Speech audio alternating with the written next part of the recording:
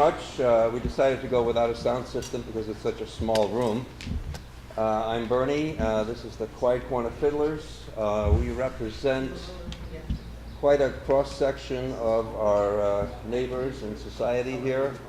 Everything from the medical profession to teaching to engineering to veterinary medicine to you name it. We come together for the love of fiddling and for promoting traditional fiddle music. So today we're going to share with you some of that Irish fiddle music and and maybe give you some background on that music as well. Not all of it is definitive. The tune we just played called Concertina Hornpipe, also known as Bath Road Hornpipe. Hornpipes are traditionally Irish. Sometimes the Irish might steal a tune from England or somewhere else and make it into a hornpipe, and it's Irish. But I couldn't find anything definitive about the origins of concertina hornpipe, but it is supposedly Irish. I do want to thank Chuck Morgan for doing a lot of the research for me. And a lot of it comes from a man called Francis O'Neill. He was born in 1848 in County Cork, Ireland. Emigrated to the United States, got married, settled in Chicago, and became, of all things, a policeman at the age of 25. Rose up in the ranks to become chief of police in Chicago, and retired in the early 1900s, I think 1905. But he also was a flautist, fiddler, piper, and he was part of the vibrant Irish community in the Chicago area at the time, where he was an avid collector of tunes. And at that time, Irish tunes weren't really codified and put together into one book, and that's what he did.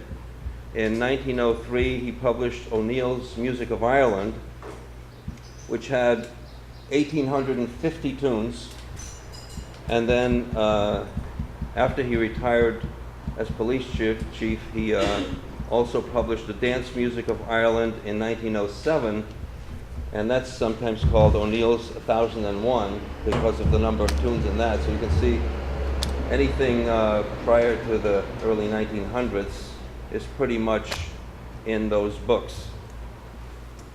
So the next tune we're going to play is called Boys of Blue Hill. It's also in O'Neill's. There's evidence that O'Neill learned from a musician named George West, and from Chicago it went back to Ireland and the British Isles, where it became a staple of fiddle tunes. And typically the way we do things is we have somebody start the tune and then the rest of us come in. So Don, if you would stand up and start Boys of Blue Hill.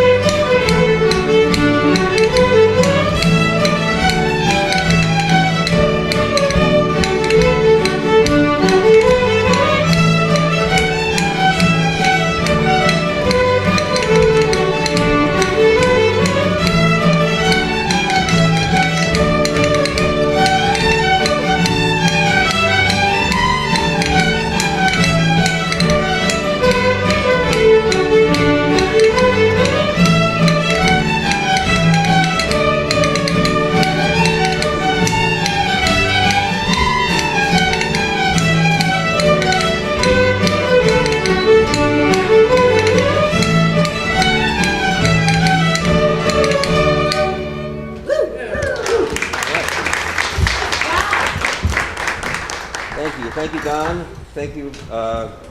By the way, there is a Blue Hill in Ireland, but there's also a Blue Hill in Maine and near Chicago and lots of places. So we really have no idea where this came from. But it is Irish. Maybe it did come from. Yes. Just to let you know, my wife Jane and I just came back from Ireland, as you can see. Maybe a towel? And we can really understand why the Irish love that country. The clouds just hang so much lower from the sky. 40 Shades of Green. There's a song by that name that's very popular there in Ireland right now. It's just incredible, and maybe I'll tell you a funny story about the Irish humor and also their love of the land. Maybe later. We'll see how much time we have left. We have now Ginny, who is going to play Father Kelly's Reel. This is a very well-known Irish reel. It was composed by Father P.J. Kelly, who was a popular Irish priest and musician who passed away in his 80s about 10 years ago. It appears in an astounding 591 tune books and has been recorded at least 66 times. In his younger days as a priest, he was a missionary in Fuji, Australia, Pakistan. He began composing tunes when his local fiddle group ran out of O'Neill's 1001. They challenged each other to bring a composition with them to their meetings, and he was the only one who did. So he never copyrighted his approximately 35 compositions, believing that they should be freely available to all, and we certainly appreciate that. So although Father Kelly's reel is not authentically traditional, it undoubtedly has roots in the traditional Irish fiddle music that he loved. So, Father Kelly's.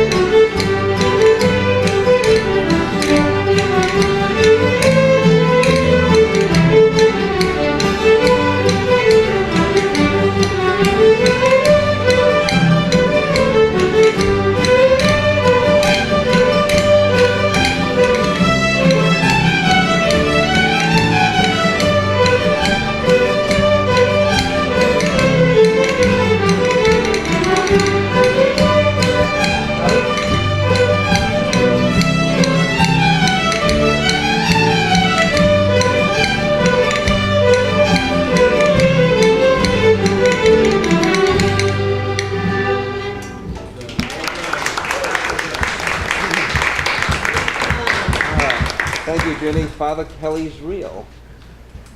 For our next number, we have a tune called Down by the Sally Gardens. This is actually a poem that was written in 1889 by the Irish poet William Butler Yeats. It's based on fragments of a song sung by an old peasant woman from Sligo, Ireland. It was set to music by various composers in the early 20th century, so again, it's hard to pinpoint exactly where it came from, but we're going to have Dennis start us. Remember, slow, fast, slow. Dennis does it by himself at the end.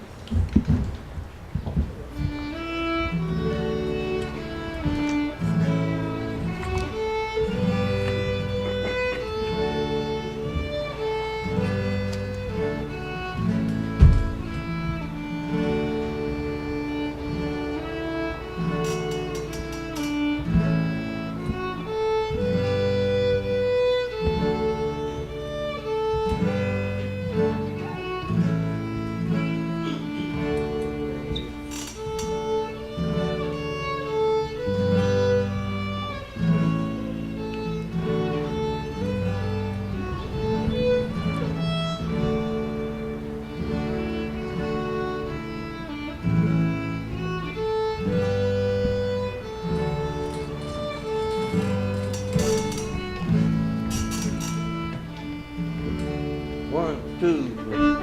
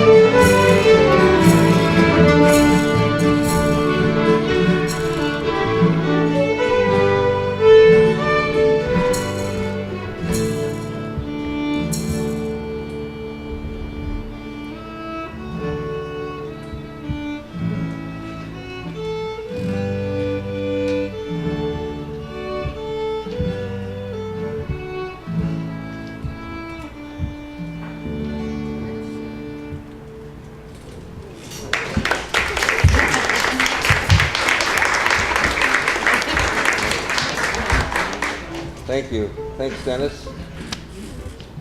All right. Next we have Billy in the Low Ground. It's an interesting tune. It's traceable to two Irish tunes, The Bells of Tipperary, also from O'Neill's book, and The Bows of Albany, which is also near Tipperary, that are very similar. In America, it became popular as Billy in the Low Ground. Some believe that the original tune celebrated the accession of Mary II and her husband William III, who's from Holland, the Netherlands, the Low Ground, to the English throne in 1688. But do we know for sure? No. But that's what we think. Saul?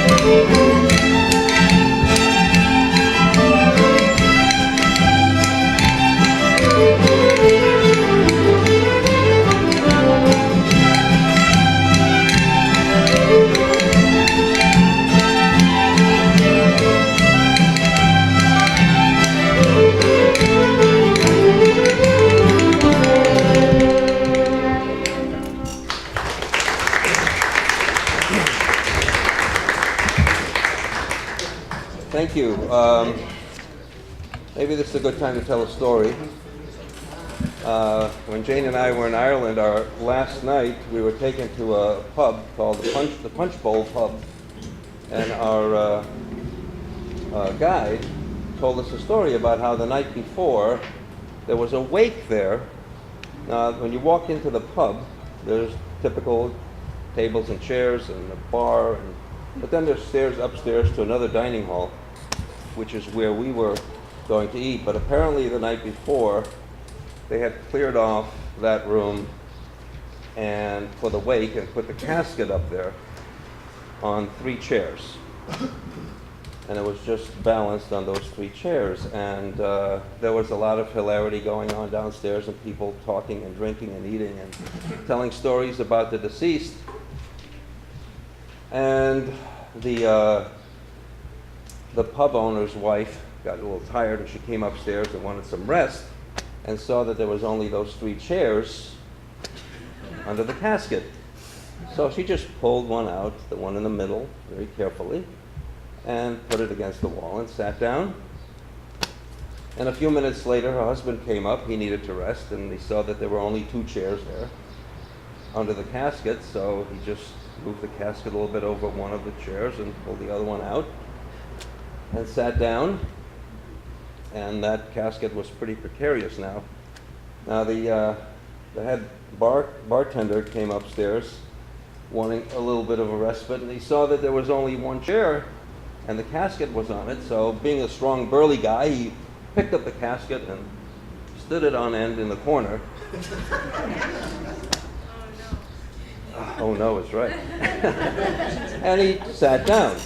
A few minutes later, the local parish priest came by to say his blessing, and he was told that the casket was upstairs, and he wanders upstairs and he looks around, he sees the casket in the corner, and he yells downstairs, "For the love of God, could I have 3 chairs for the casket?" And coming up from below is, "Hip, hip, hooray! Hip, hip, hooray! Hip, hip, hooray!"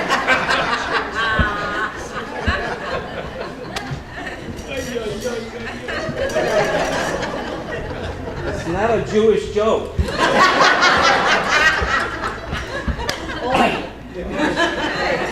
Maybe you should have tried one. Maybe we should go back to music. So, this next tune is a slide. All right, calm down. So this is in 12/8 time. It's similar in feel to a jig in 6/8 time. Slides are definitely Irish, so they might have stolen it from somewhere else, but they made it into a slide. It's so there's nothing definitive about its origins, though the evidence seems to be that it may have originated in 20th century Ireland. So Dan O'Keefe's slide, Alan.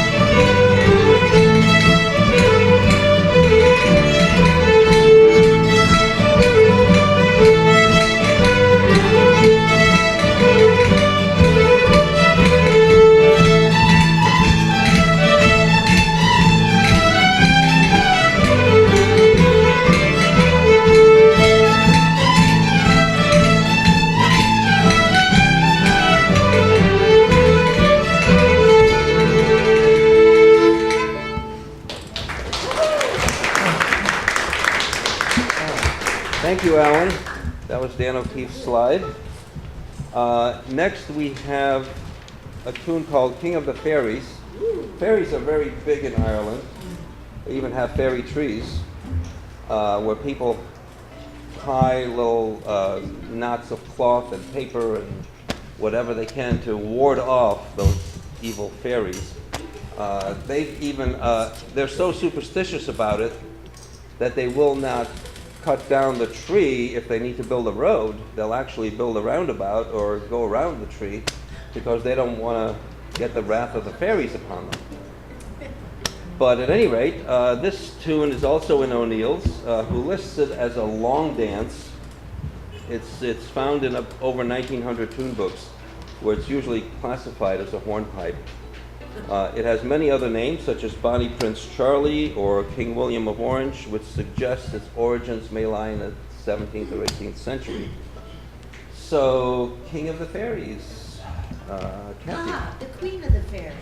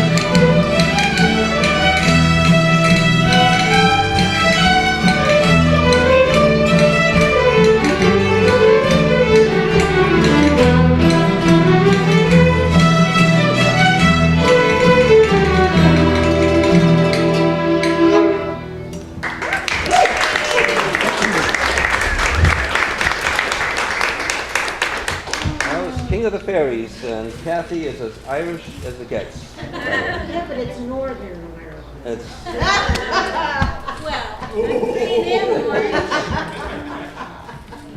it's okay.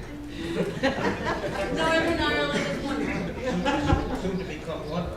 Yeah. All right, are we going to talk politics or music? Talking Brexit. Well, speaking of which, this one is called Off She Goes. It just happens to be next. And Sue will lead us in that.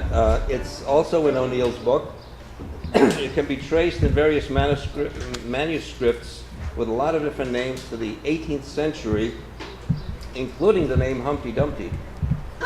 There are various stories about the origins of this tune. One is that Off She Goes refers to a royalist mortar attack during the 17th century English Civil War.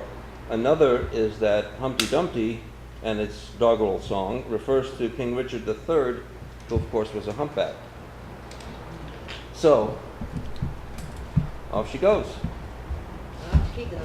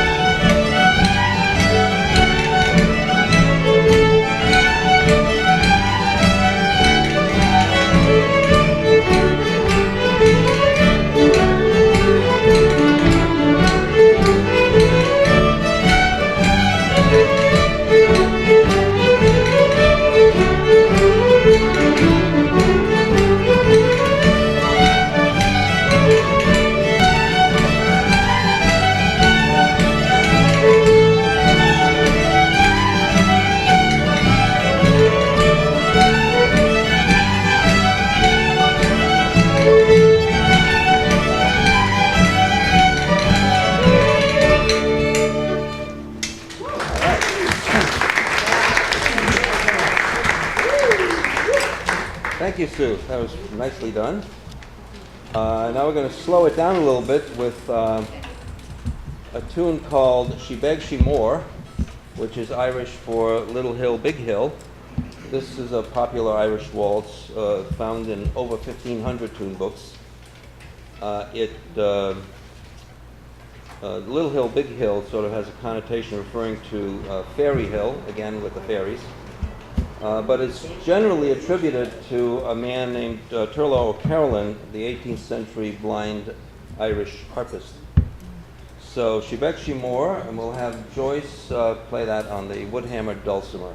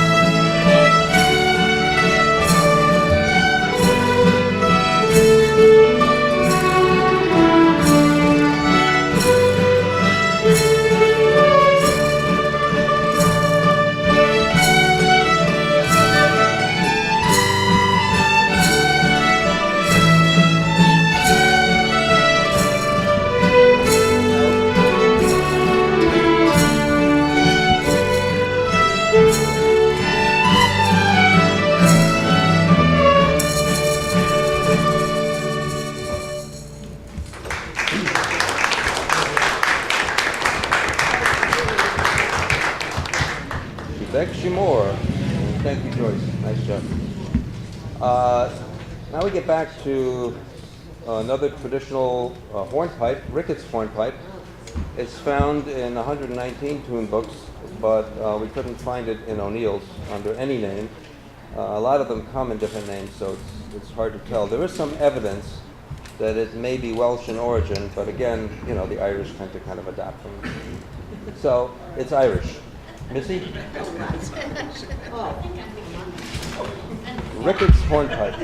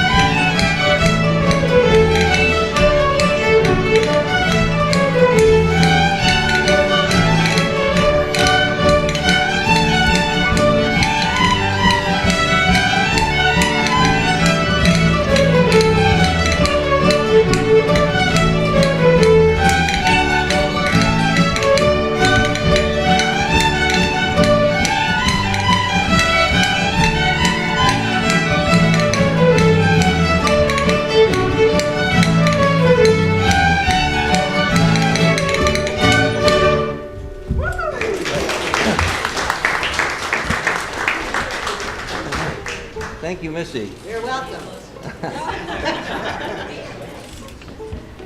All right, let's go to, again, I'll slow it down a little bit. This is called Star of the County Down. It's a popular Irish waltz found in about 184 tune books. It's originally written as a ballad by Cathal McGarvey, who lived from 1866 to 1927. The origin of the melody is unclear, but again, if you're not sure, then it's Irish. Star of the County Down. Mark? Right, Mark. Go for it.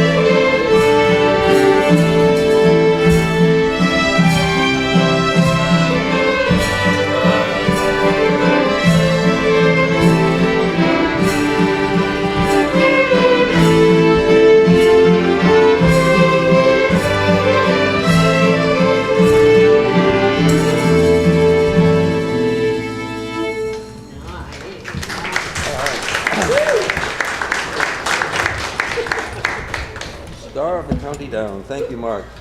This next tune is a jig, which is definitely Irish. It appears as the dancing master in O'Neill's. So again, it's got a different name, but it's the same tune. It's very well known and is in over 1,500 tune books. O'Neill's title of the dancing master, which refers to the itinerant dancing masters in Ireland that held territories or districts of 10 miles or so in which they plied their trade. So we'll do Swallowtail Jig, also very popular with Irish dancers.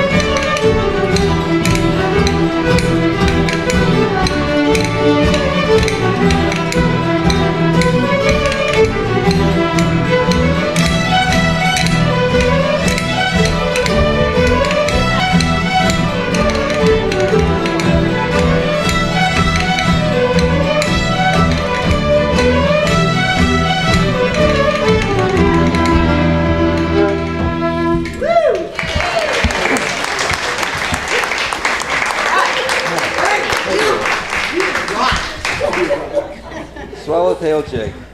Next we'll bring up Chuck on the mandolin. He's going to do Julia Delaney. This is interestingly in D major mode, but today it's commonly played in D minor mode, which is what we'll play it as. O'Neill named this for his wife Anna's sister Julia, who was married to Barney Delaney, another Chicago police officer and piper. It seems to be derived from an older Irish tune, Glenlow, but Julia Delaney.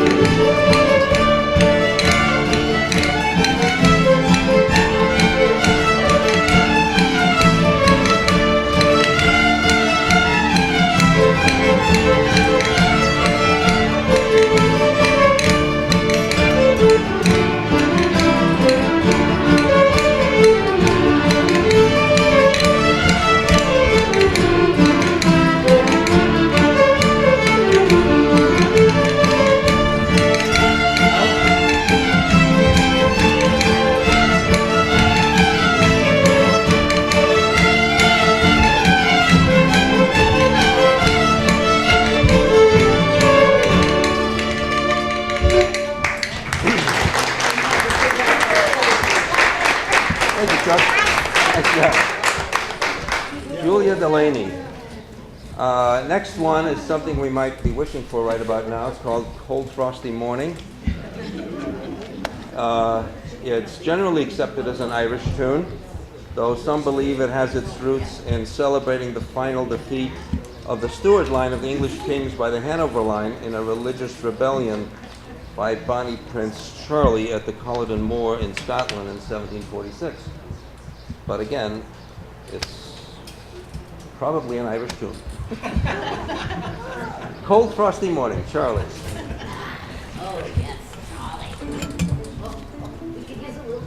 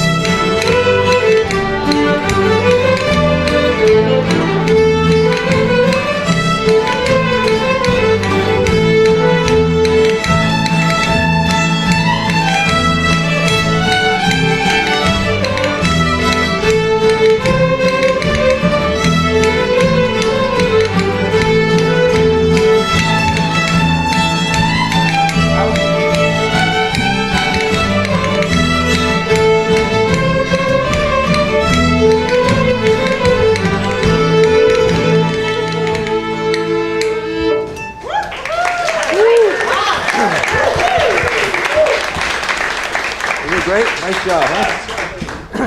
Thank you, Charlie. We're going to do Irish lullaby. Let's bring up a vocalist and do something that. Sweetheart, come here. Sorry.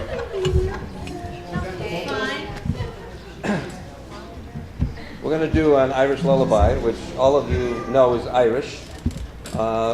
It's been sung by mothers to their little children for a long time, but while most people consider this a traditional Irish tune, its origins are pretty American, actually, and it was written for a Broadway musical. Anybody know that? Somebody here did. James Royce Shannon wrote the song in 1913 for the musical Shameen Du, which is Gaelic for Black Jamie. It premiered in February 1914 and had a run of 32 performances. And then it just went into obscurity, except that Shannon, who was born in Adrian, Michigan, was one of America's most prominent actors, composer, lyricists of the Tin Pan Alley era. And again, like I said, that song would have been totally obscure if it wasn't for a little-known movie called Going My Way with Bing Crosby. And he brought that song back, and he, of course, recorded it, and it hit the charts all the way up to number 4 and was on the top 100 for something like 12 or 14 weeks. And then, of course, Dean Martin also did it in the 1950 movie At War with the Army. So it's not as Irish as we think it is, but it is Irish. So can you do it from there? And sing along if you can.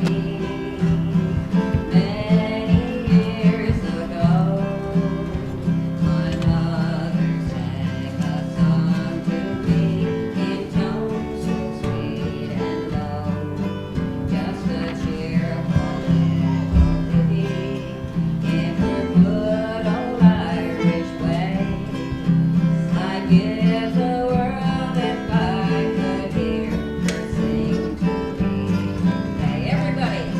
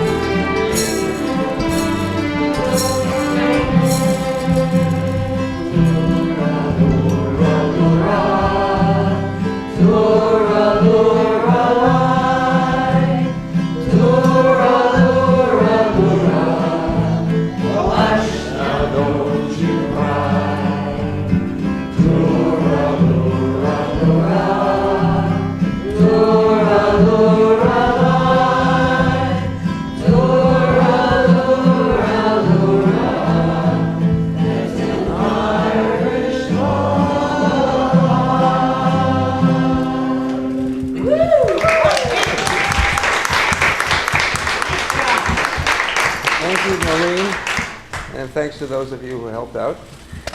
It's always nice. Now we're going to bring up Joan. Joan, where are you, Joan? We're going to do Red-Haired Boy.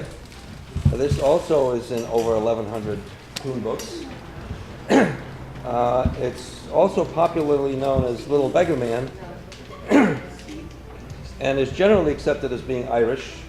When Jane and I were in Ireland at a pub and we heard somebody lilting it, which is using your voice just to sing the melody, and I went up to him and said, gee, my fiddle group plays this Red-Haired Boy.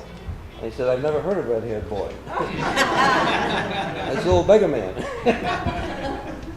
So that just shows you how the same tune can be adopted in many different ways. Irish tunes generally have 3 or 4 different names. Yes, right. Okay, John. Without repeats? No repeats, actually. So I tried to help.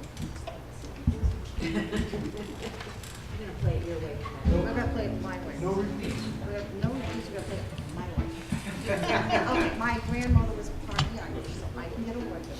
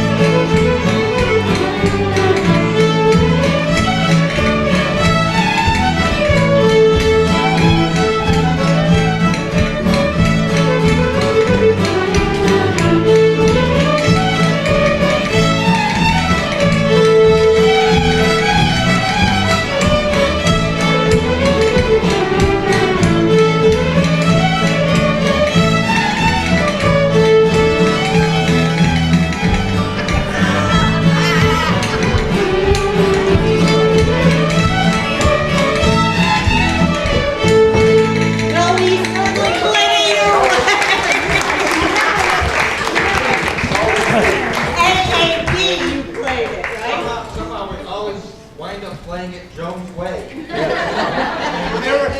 Well, Never the same place. thank you for coming out on this warm morning. Before we finish up, we'll finish up with 2 group tunes, Road to Liston Varna, which is in County Clare, and it has a huge festival there this time of year where young men go to be fixed up with young ladies. That's the festival of Liston Varna. So this matchmaking festival, which is ongoing now, may be related to this song. And then, of course, a tune that's probably the most famous of Irish jigs, Irish Washerwoman, which is played so much it's almost become a cliche, but not for us here. But let me just finish up with another story, which just illustrates the Irish love for their land. And so this man was traveling, this American was traveling throughout Europe, and he loved visiting churches and cathedrals, and of course he started off at the Vatican and at St. Peter's, and he noticed in a corner there was a telephone in a dark corner with a sign over it that said 100 euros to talk to God. Well, he thought that was kind of odd, but he moved on and he went to the cathedral at Bamberg, Germany, which some of you may know has the largest pipe organ in the world, almost 17,000 pipes. It's huge. That's another story. But again, he sees a phone in the corner with a sign over it, 100 euros to talk to God. And he goes to Paris, to the Notre Dame Cathedral, and the same thing, $100 to talk to God. And he finally ends up in Ireland, and he walks into a little church in Killarney, and he sees a phone there as well. And it says, €1 to talk to God. What's this? And at that moment, the local parish priest was walking by, and he says, "Excuse me, Father, but I don't understand. I've been all over Europe, and I see these signs that say 100 euros to talk to God. And here it says €1 to talk to God." And the priest says, "Ah, that's easy to explain, my lad. Here it's a local call."